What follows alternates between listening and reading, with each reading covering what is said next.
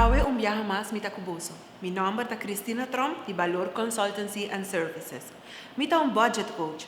Kiko mita así como budget coach, mita guiabo de bo caminho financeiro. Mi meta ta para lograr bo paz mental financeiro.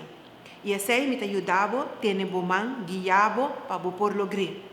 Nós ajustamos o plano de financeiro, nós trago um plano financeiro semestre, me lo tem para guiabo.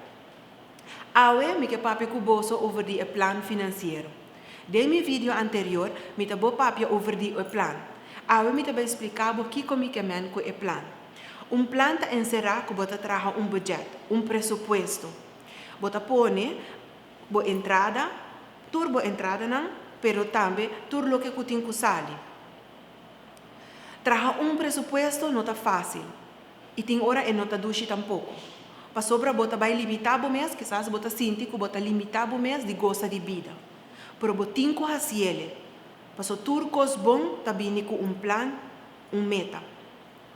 Trajando o presupuesto, bota vai guia e placa onde e tinko vai. Nota ku e placa ta guia bobida, pero ta bota e sunko ta guia e placa onde e tinko vai. Pensei, me que motivar boso awe para trazer e plan financeiro. Se você não sabe como, você põe turcos riba papel. Se você pensa com é mais fácil, você pode fazer também. Mas é importante para você ter ele na vista.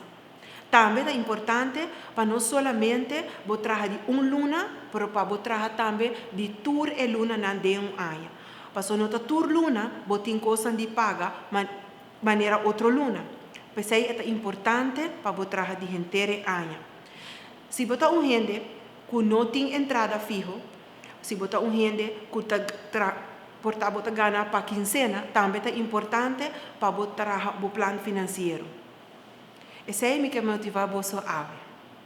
Feliz dia, até depois.